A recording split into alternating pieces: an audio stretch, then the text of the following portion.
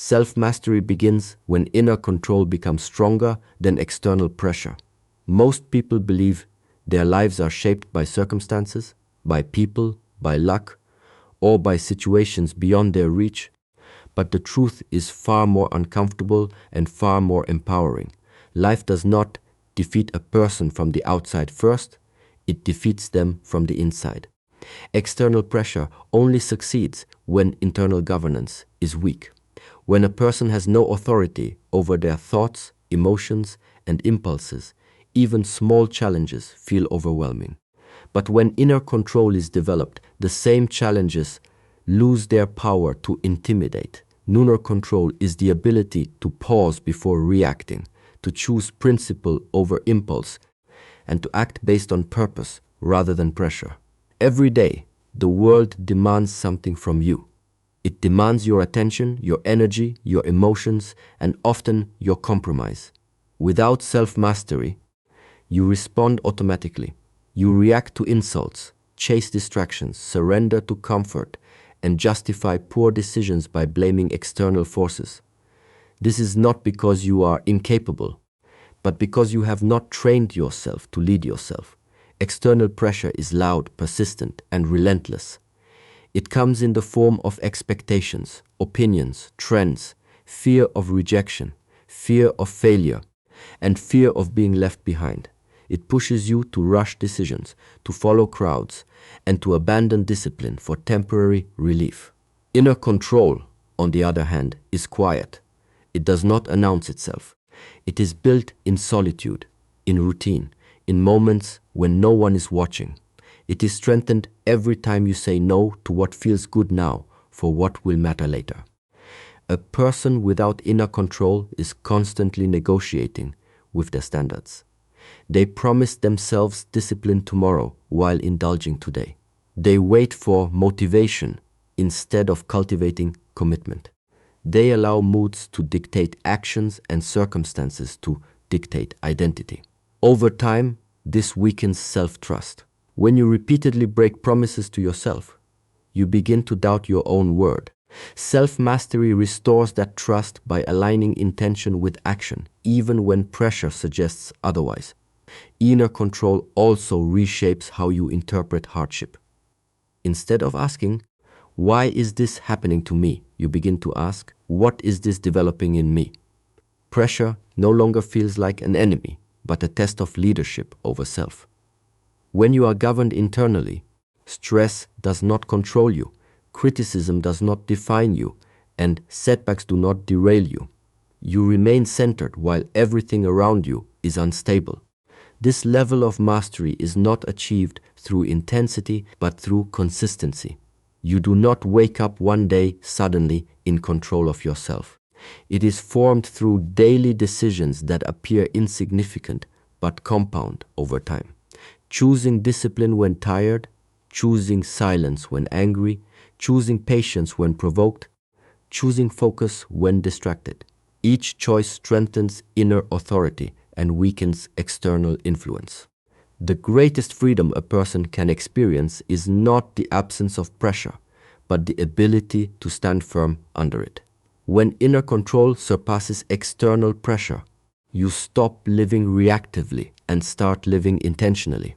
You are no longer driven by what happens to you, but guided by what you stand for. Your values become anchors, your purpose becomes a compass, and your discipline becomes a shield. This is why self-mastery is the foundation of leadership, success, and peace. A person who cannot control themselves will always be controlled by something else, whether it is fear, pleasure, approval, or circumstance. But when inner control is cultivated, external pressure loses its authority, and life begins to move in alignment with intention rather than impulse. Shaped by conscious choice rather than unconscious reaction, strengthened by clarity, restraint, and an unwavering commitment to govern the inner world before attempting to influence the outer one. Uncontrolled desire weakens discipline and steals long-term purpose. Desire is one of the most powerful forces within a human being. It fuels ambition, creativity, progress, and growth.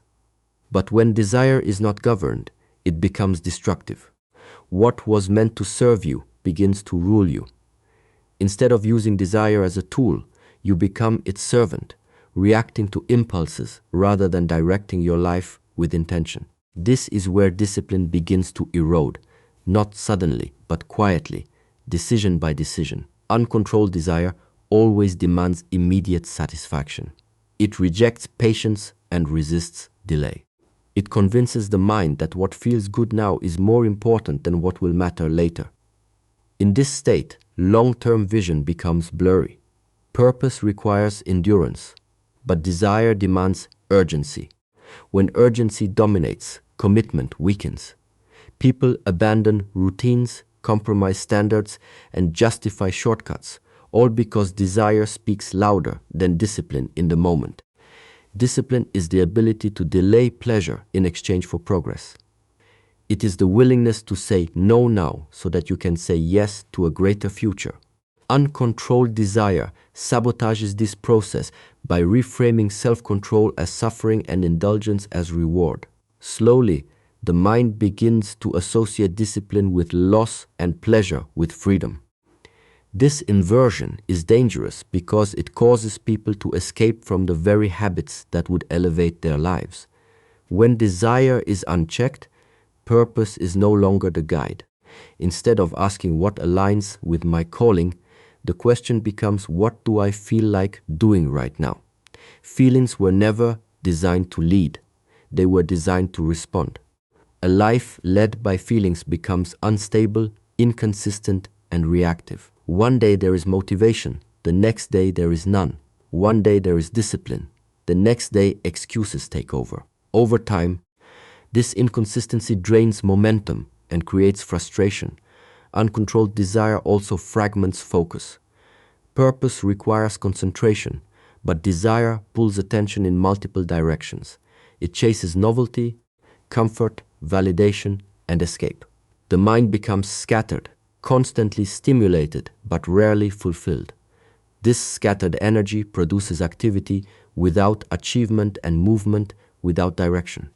People stay busy yet remain stuck, exhausted yet unfulfilled, because their desire has no boundaries. Another danger of uncontrolled desire is that it weakens self-respect.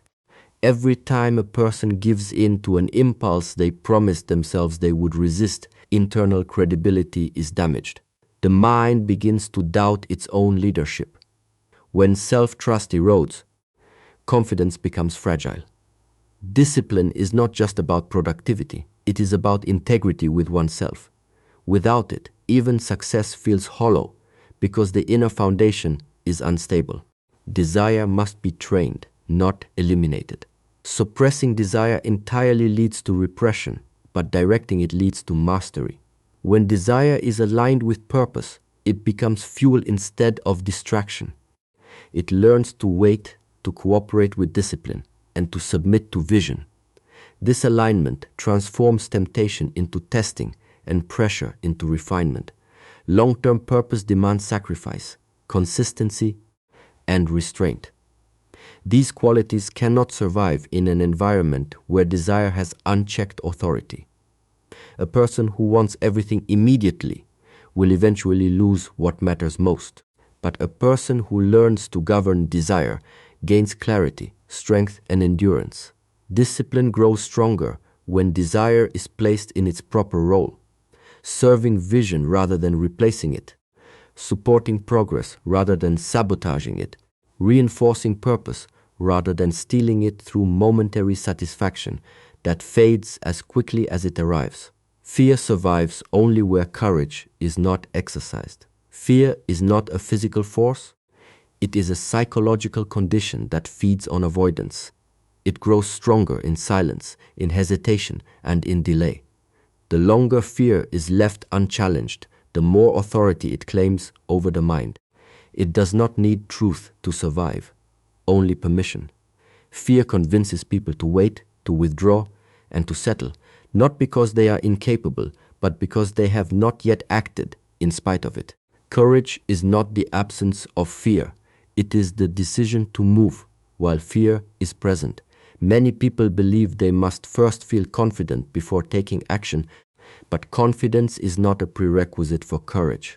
Confidence is a byproduct of action. Fear loses power the moment it is confronted, not when it is analyzed endlessly. Thinking about fear gives it space, but exercising courage suffocates it. Every time action replaces avoidance, fear weakens. Fear thrives in imagination more than in reality. The mind creates scenarios, exaggerates consequences, and predicts failure without evidence. These imagined outcomes feel real because the emotional response is real. The body reacts as if danger is present even when it is not. Courage interrupts this cycle by shifting focus from imagined outcomes to present action. The moment you act, the mind is forced to engage with reality instead of fantasy. One of the greatest deceptions of fear is that it presents itself as protection. It claims to keep you safe from embarrassment, rejection, loss, or failure. But what it truly protects is comfort, not destiny. Fear preserves familiarity, even when familiarity is unfulfilling. Courage, on the other hand, risks comfort for growth. It understands that safety without progress eventually becomes a prison. Fear also feeds on delay. Tomorrow becomes its favorite hiding place. It tells you to wait until conditions improve, until you are more prepared, until you feel ready. But readiness is not something you feel, it is something you build through action. Courage refuses to wait for perfect conditions. It moves forward with what is available, trusting that clarity will increase with motion. The longer fear is obeyed, the more convincing it becomes. Each act of avoidance reinforces the belief that fear was justified. Each missed opportunity strengthens regret. Over time, fear reshapes identity. People stop saying I am afraid and start saying I am not that type of person. Courage breaks this identity by introducing new evidence through experience. Action rewrites self-perception. Fear cannot survive repetition of courage.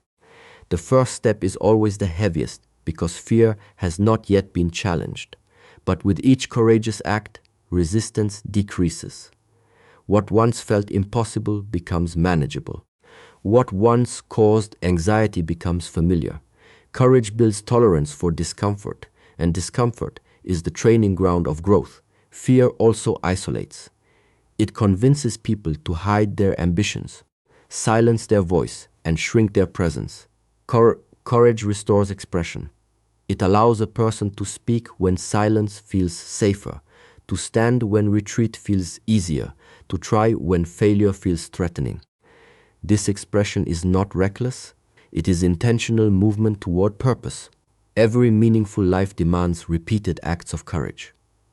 Growth requires entering unfamiliar territory. Purpose requires leaving what is known. Fear will always appear at the threshold of expansion, not to stop you, but to test your willingness to proceed. Courage is the response that proves readiness. When courage is consistently exercised, fear no longer dictates decisions. It may still appear, but it no longer commands. The mind learns that fear is a signal, not a sentence. Action becomes the language of self-trust, and movement becomes the evidence of inner strength, built through deliberate steps, taken despite uncertainty, despite discomfort, despite the voice that says, stay where you are, because courage practiced repeatedly transforms fear from a controlling force into a background noise that no longer determines direction. Discipline transforms intention into consistent action.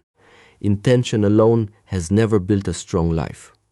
Many people have good intentions, powerful ideas, and sincere desires, yet their lives remain unchanged because intention without discipline has no structure.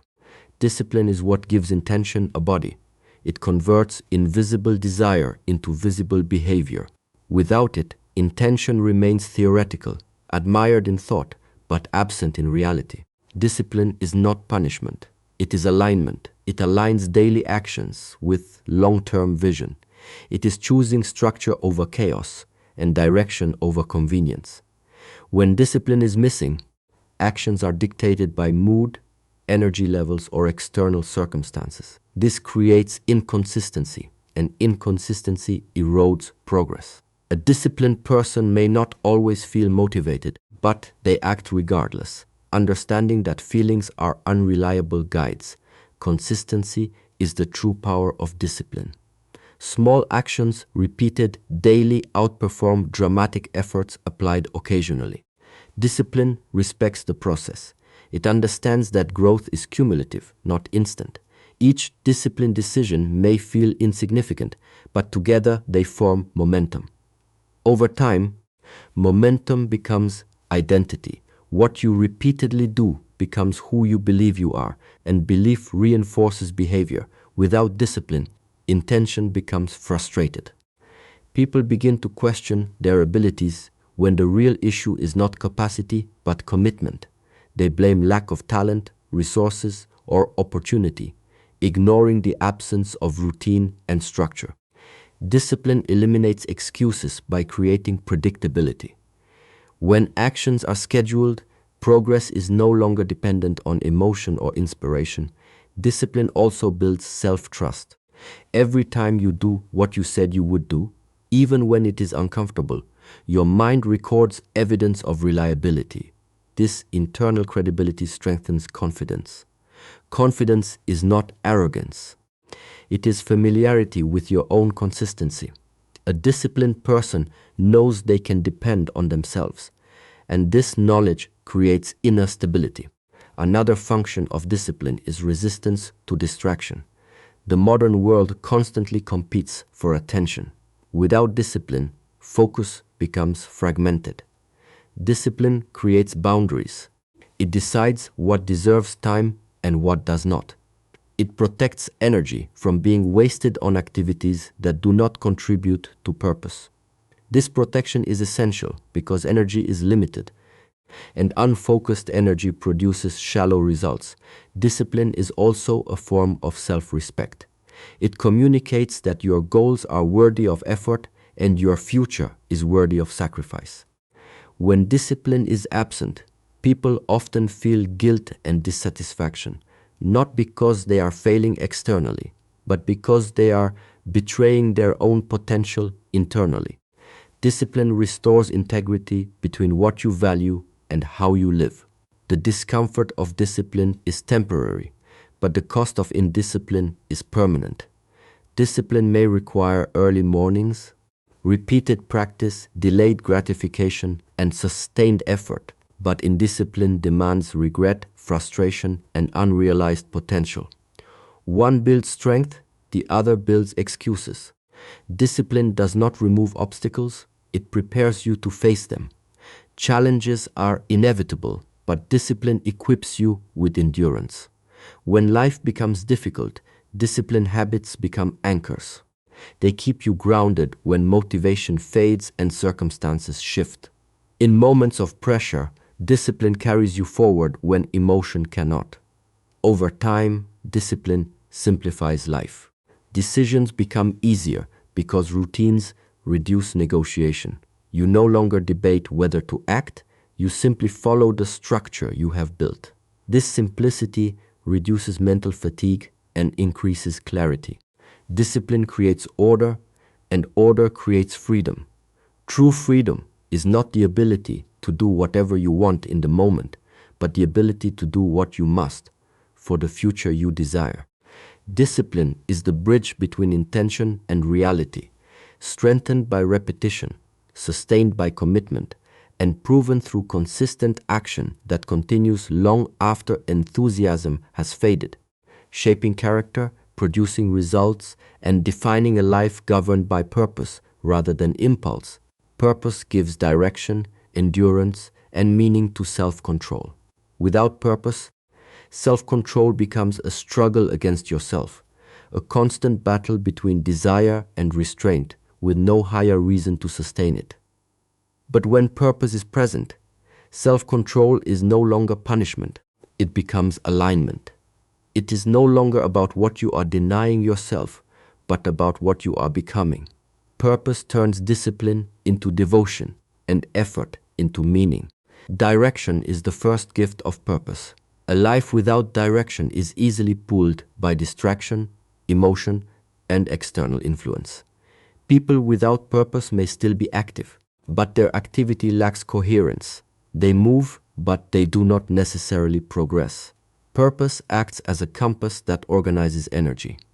It tells you what to pursue and what to ignore. When direction is clear, decisions become simpler. You are no longer negotiating with every opportunity. You are filtering everything through alignment. Endurance is the second gift of purpose. Self-control requires resistance against impulses, comfort, and immediate gratification. Without purpose, this resistance feels heavy and unnecessary. It becomes difficult to justify why you should continue when discomfort arises. But purpose changes perception of difficulty. When you understand why you are doing something, the pain of discipline becomes more bearable. Endurance is not created by strength alone, it is sustained by meaning. A person can tolerate almost any difficulty if they believe it serves a greater outcome. Purpose also transforms self-control from limitation into empowerment. Many people view discipline as restriction, as if it reduces freedom. But in reality, undisciplined living is what creates chaos and dependency. Purpose brings structure to freedom. It removes confusion and replaces it with clarity. When you know your direction, you are not restricted by discipline, you are supported by it. Every act of restraint becomes an investment in something larger than impulse. Meaning is the deepest function of purpose. Without meaning, effort feels empty. People can work hard, achieve goals, and still feel internally unfulfilled if their actions are not connected to something significant. Purpose gives emotional weight to discipline. It connects daily actions to a larger identity. It tells you that what you are doing matters beyond the moment. This sense of meaning is what sustains self-control when motivation disappears. Self-control without purpose becomes fragile because it relies only on willpower. Willpower alone is limited and fluctuates. Some days it is strong, other days it is weak. But purpose does not fluctuate in the same way. It remains steady even when emotions change. This stability allows self-control to become consistent rather than conditional. You are not disciplined because you feel strong. You are disciplined because you are anchored to something greater. Purpose also reduces internal conflict. When there is no clear purpose, the mind constantly debates between short-term pleasure and long-term benefit. This creates exhaustion and indecision. Purpose resolves this conflict by establishing priority. It clarifies what matters most, so lesser impulses lose authority. The mind becomes less divided and more focused, which naturally strengthens self-control. A person guided by purpose does not need constant external motivation. They are internally driven. They do not rely on inspiration to act. They rely on conviction. This conviction creates resilience. Even when progress is slow or obstacles are strong, purpose reminds them why they started. That reminder is often enough to continue when everything else suggests stopping. Purpose also elevates self-control from personal discipline to meaningful contribution. It shifts focus from self-management to impact. You are not just controlling yourself for personal improvement, but for something beyond yourself. This outward focus strengthens commitment because it connects your effort to something larger than comfort or convenience. When purpose is absent, self-control feels like resistance against life. When purpose is present, self-control becomes cooperation with life. It is no longer about forcing yourself to behave differently. It is about aligning yourself with what you are meant to become. In that alignment, discipline stops feeling like struggle and starts feeling like direction, sustained not by pressure alone, but by clarity, reinforced through meaning, and expressed through consistent choices that reflect a deeper understanding of why the effort matters in the first place. Self-mastery is not a destination, but a continuous alignment between who you are and who you are becoming. It is built in the quiet moments where choices are made without applause, where discipline replaces impulse, and where purpose becomes stronger than pressure. The journey is not defined by perfection, but by awareness, correction, and persistence. When desire is controlled, fear is faced, discipline is practiced, emotions are governed, and purpose is clear, a transformation takes place from within. Life no longer feels scattered or reactive. It becomes intentional, structured, and deeply rooted in clarity. Challenges still appear, but they no longer dictate direction. They become conditions for growth rather than reasons for retreat. True mastery is not about controlling everything around you, but about not being controlled by anything within you that works against your higher self. It is the ability to remain steady when distractions rise, to remain focused when pressure increases, and to remain committed when motivation fades. In this state, a person is no longer defined by circumstances, but by inner strength and conscious choice. The real measure of self-mastery is not how you perform when life is easy, but how you respond when life tests your limits.